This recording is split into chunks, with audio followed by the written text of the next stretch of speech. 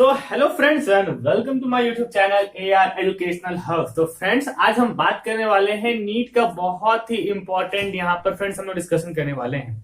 जैसा कि मैं आपको बता दूं, कुछ दिन से अभी बहुत सारी न्यूज चल रही है कि नीट का जो है नीट 2021 का है जो ये बिल्कुल फ्रेश डेट है। इस डेट को एग्जाम होनी है और भी बहुत सारी बातें भी सामने आ रही हैं। एग्जाम थोड़ा डिले होगा, एग्जाम थोड़ा लेट होगा, या फिर कभी कभी तो सुनने में भी आ रहा है, आप लोगों को भी सुनने में आया होगा, एग्जाम तो 4 फरवरी को भी हो गई थी। ठीक है, ये भी न्यूज आई थी अभी कुछ दिन पहले कि आपकी 4 फरवरी को एग्जाम हो गई थी। भाई मैंने तो नहीं सुनी और किसी ने एग्जाम भी शायद नहीं दी। ये लगता है उन्हीं लोगों के बारे में है जो बच्चे 4 फरवरी को एग्जाम देने गए थे। ठीक है, आज तो यहाँ पे यार 6 तारीख हो गए, 6 फरवरी हो गए ना। तो अब तो नीट एग्जाम खत्म हो चुकी है, ये भी न्यूज सामने आ रही थी। अब मुझे बताओ, पता ना कैसे कैसे अफवाह फैला देते हैं भाई लोग, बताओ।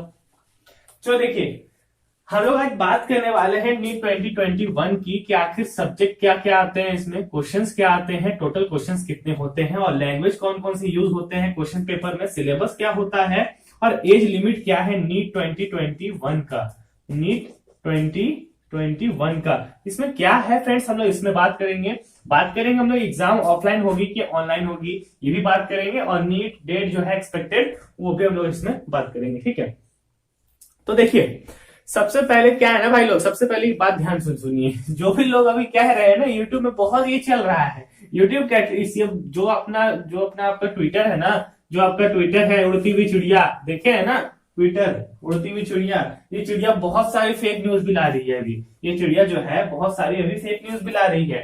जैसा कि कुछ दिन पहले ही मैंने सुना था कि ये 6 फरवरी को एग्जाम है, इस तारीख को एग्जाम है। तो फ्रेंड्स ऐसा बिल्कुल नहीं है, इससे आप लोग सिर्फ परेशान हो जाओगे, वही हाल हो जाएगा ना। कल एग्जाम है, बस आप फटाफट पढ़ना शुरू कर दोगे, पता चला कल एग्जाम नहीं है, फिर विश्वास करोगे परसों एग्जाम है यार, फिर पढ़ना शुरू कर दोगे, फिर परसों एग्जाम नहीं होगा, फिर आपसे मजाक किया जाएगा, फिर आप छोड़ दोगे, फिर आप पढ़ोगे ही नहीं। ठीक है, तो जो भी अभी न्यूज नहीं आती है उस पर ध्यान नहीं है देना आप लोग को। ठीक है, सबसे पहले बात करते हैं हम लोग सब्जेक्ट्स की।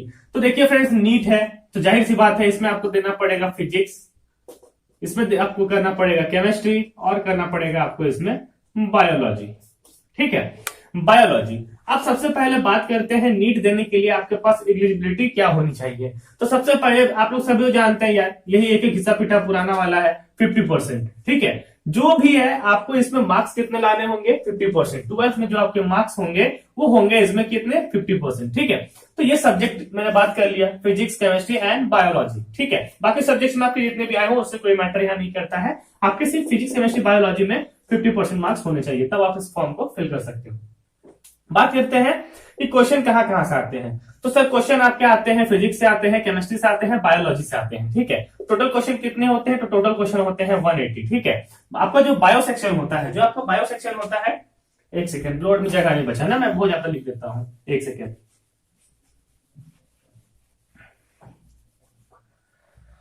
तो देखिए क्या होता है कि आपका जो फिजिक्स होता है, जो आपका केमिस्ट्री होता है, जो आपका बायोलॉजी होता है, बायोलॉजी का 2 सेक्शन होता है, एक जूलॉजी होता है और एक बॉटनी होता है।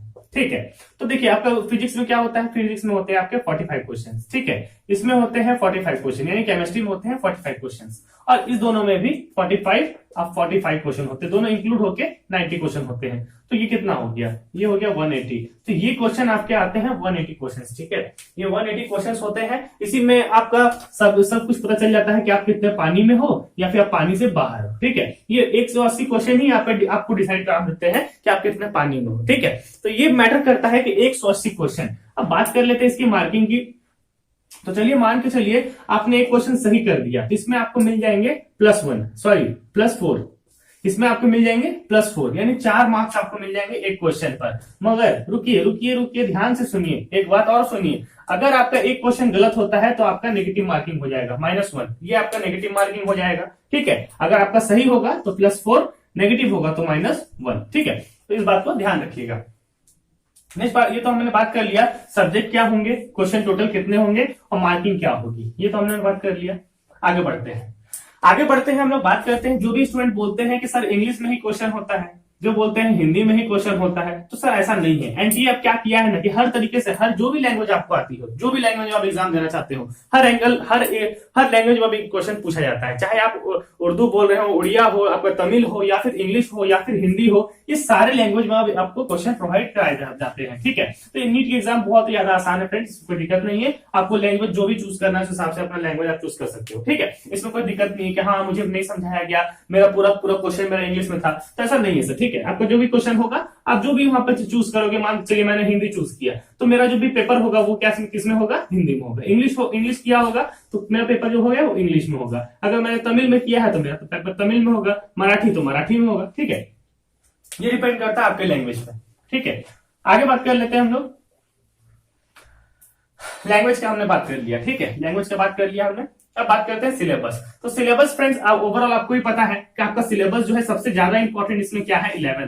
जो ज्यादा से ज्यादा क्वेश्चन पूछे जाते हैं 11 से। देखिए आपके साथ कितना अच्छा मजाक किया जाता है। आपको पहले 12th में इतना अच्छा से पढ़ाया जाता है, 12th में इतना अच्छा से पढ़ाया जाता है कि आप 12th पढ़िए, 12th पढ़िए, और आपसे क्वेश्चन किससे ज्यादा से पूछ लिया जाता है, 11th में सबसे ज्यादा क्वेश्चन आपको इसी से पूछ लिए जाते हैं। ठीक है, तो कितना दिक्कत वाली बात है। देखिए तो आपके साथ कितना बड़ा चीटिंग हो रहा है यहाँ पे। ठीक है, सॉरी मैं मजाक कर रहा हूँ। ठीक है, तो आपको सबसे ज्यादा इंपॉर्टेंट आपको क्या ध्यान रखना है, आपको इस पर ध्यान रखना है 11th पे। 11 जो है सबसे ज्यादा फोकस करना होगा। ठीक है, क्योंकि 11 से बहुत सारे क्वेश्चन पूछे जाते हैं। और देखिए 11 का ही कॉन्टेक्ट रहता है 12, क्योंकि अगर आपने 11 अच्छे से पढ़ लिया ना तो 12th के क्वेश्चन आपसे बहुत इजीली बन जाएंगे। ठीक है, क्योंकि 11th में ही सभी कुछ रखा है, 12th में कुछ ज्यादा नहीं रखा है, जो रखा है 11th में। ठीक है, जो रखा है 11th में रखा है। अगर आपका 11th क्लियर है तो आपका 12th भी बहुत अच्छे से क्लियर है। तो जो भी सिलेबस पोर्शन होता है वो 11th और 12th से ही आता है, 11th और 12th से। ये दोनों आपने पढ़ लिया तो आप एमबीबीएस कर सकते हो, आप एक डॉक्टर बन सकते हो। ठीक है, अगर आपने इसको अच्छे से पढ़ लिया है, अगर 11 12 को पूरे अच्छे से गिलास में पानी में भर के पूरे अच्छे से घोल के अगर पी लिया है 11 12 को, ठीक है, 11 एंड 12 को पी लिया है, तो फिर अपने नाम के आगे डॉक्टर लगा लीजिए। ठीक है, इसमें कोई दो राय वाली बात नहीं है, आपका नीट क्लियर हो जाएगा। ठीक है, अब बात करते हैं नेक्स्ट हम लोग।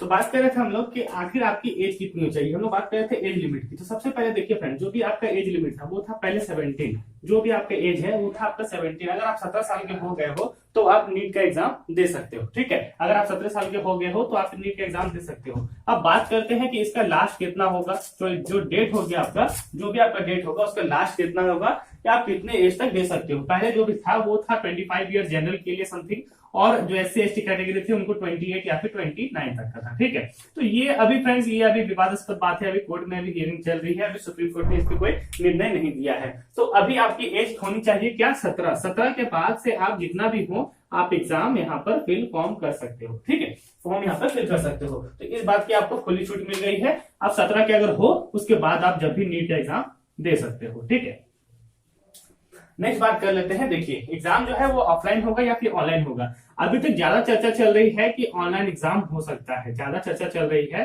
कि ऑनलाइन एग्जाम हो सकता है। अब देखिए जो भी होगा, अभी निर्णय लिया नहीं गया है, बट ज्यादा से ज्यादा चांसेस चल रही हैं कि एग्जाम जो है इस बार नीट का वो ऑनलाइन ही होगा। ठीक है, तो इसलिए आप लोग प्रिपेयर भी रहिए, क्योंकि आप लोगों ने अभी ऑनलाइन की ज्यादा तैयारी की हुई है। जितने भी आपके टेस्ट है वो सारे के सारे टेस्ट अभी आप ऑनलाइन दे रहे हो। जितने भी अभी मोबाइल में दे रहे होंगे या फिर कोई लैपटॉप में दे रहे होंगे, तो जितने भी एग्जाम अभी दे रहे हैं आप लोग ऑनलाइन दे रहे हैं, तो ये आपके लिए बेनिफिशियल भी होगा।